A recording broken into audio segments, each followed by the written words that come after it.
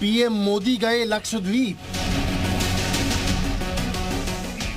परेशान हुआ मालदीव।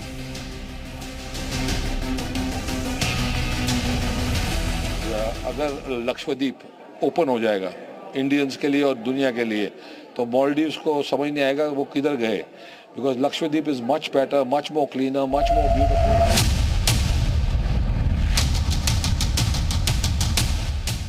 भारत विरोधी जहर, मालदीव पर कहर।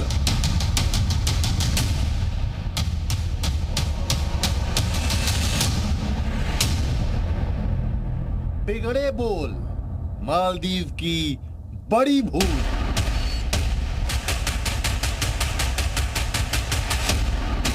नरेंद्र मोदी जी ने हमेशा भारत के लिए सोचा है, हमेशा कहा है कि भारत के अंदर में खूबसूरत जगह है, उनमें जाना चाहिए। लक्षद्वीप गए, करोड़ों लोगों में उत्साह आ गया कि हमें भी लक्षद्वीप जाना चाहिए।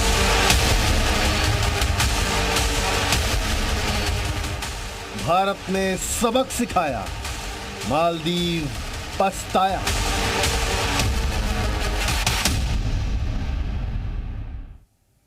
जी हां, फेल चीन का खेल।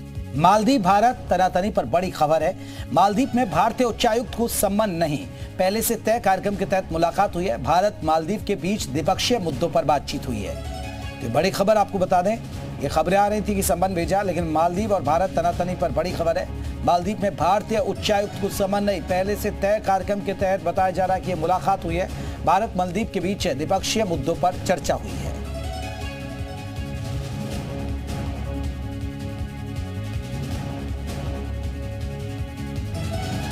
पीएम मोदी और भारत पर आपत्तिजनक टिप्पणियों के बाद चीन का दोस्त मालदीव परेशान है, क्योंकि ये टिप्पणियां बेहद भारी पड़ गई हैं। 3 मंत्री सस्पेंड कर दिए गए, साथ ही एमएईए ने मालदीव के उच्चायुक्त को भी तलब किया है। भारत सरकार के तलब किए जाने के बाद मालदीव के हाई कमिश्नर इब्राहिम साहिब भारतीय विदेश मंत्रालय पहुंचे और सफाई दी। इन सब हलचल के बीच मालदीव के राष्ट्रपति, जो कि चीन के समर्थक माने जाते हैं, वो चीन में पहुंच चुके हैं।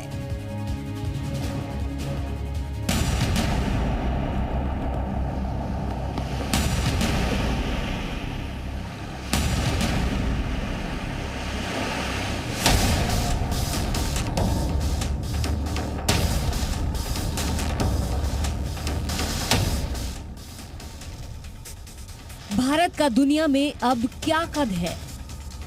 भारतीय कैसे अपने सम्मान के लिए आवाज उठा सकते हैं और कैसे भारतीयों को नाराज करना किसी भी अर्थव्यवस्था पर भारी पड़ सकता है?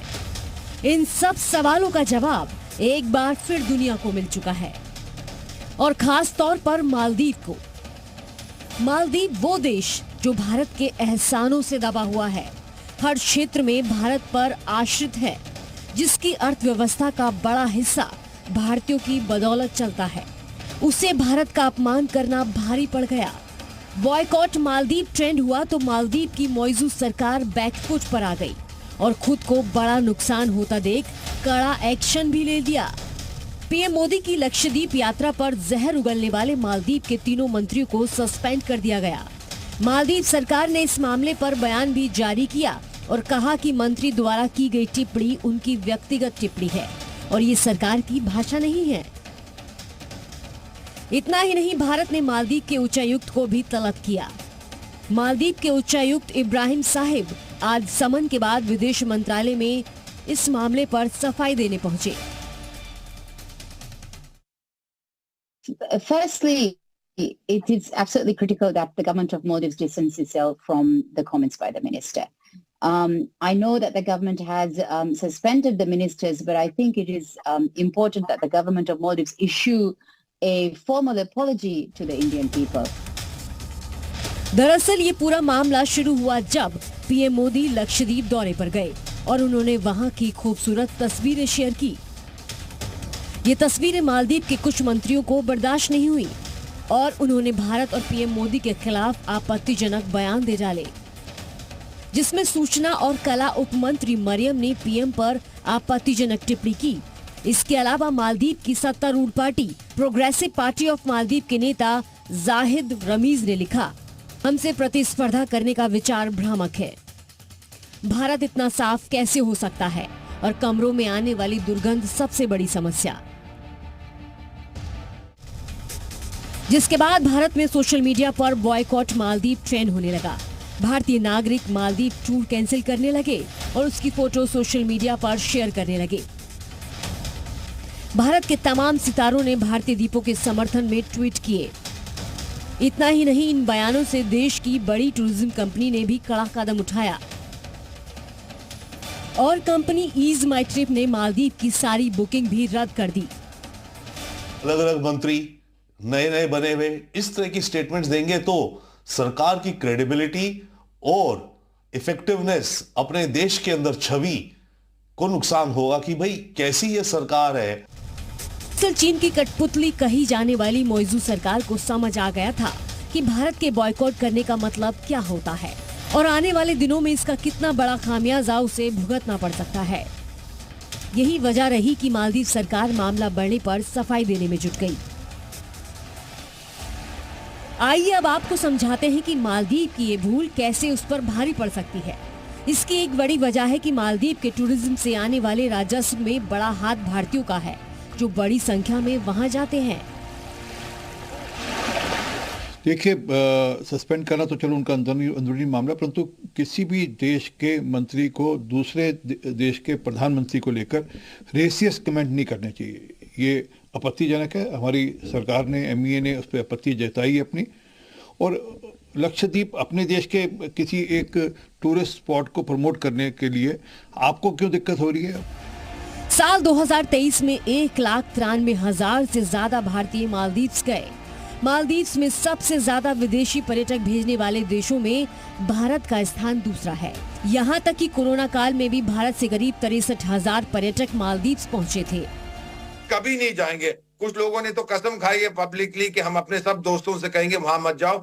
जब किसी को आपने चोट पहुंचानी होती है ना, तो सर ये कहावत है हिंदी में, पेट पे लात मारो। अब उनके पेट पे लात पड़ रही है, सो दे आर रियलाइजिंग। उन्होंने सोचा था कि हमारे राष्ट्रपति का ये था इंडिया आउट एटसेट्रा, तो उनकी चमचागिरी करके ये मंत्री शायद हम डिप्टी मिनिस्टर से मिनिस्टर बन जाएंगे, पर्सनल एजेंडा, लेकिन वो नहीं होगा।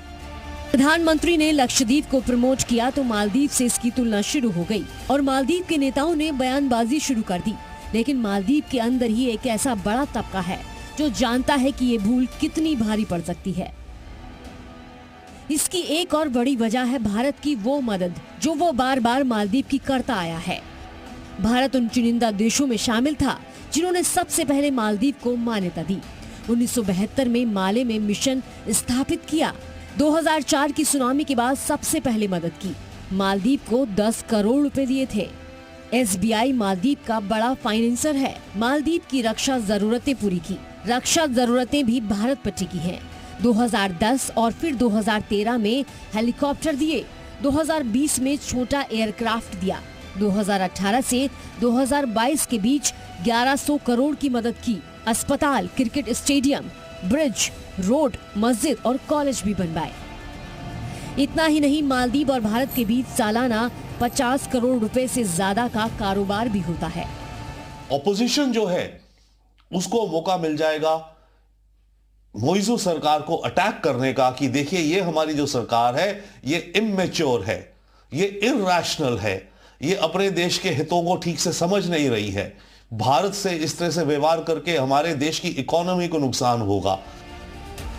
भारत के इस अपमान के बाद मालदीव अच्छी तरह समझ चुका है कि ये मामला उस पर कितना भारी पड़ सकता है और इससे कूटनीतिक, रणनीतिक और आर्थिक नुकसान हो सकता है और उसकी भरपाई करना भी मुश्किल हो सकता है। ब्यूरो रिपोर्ट, जी मीडिया।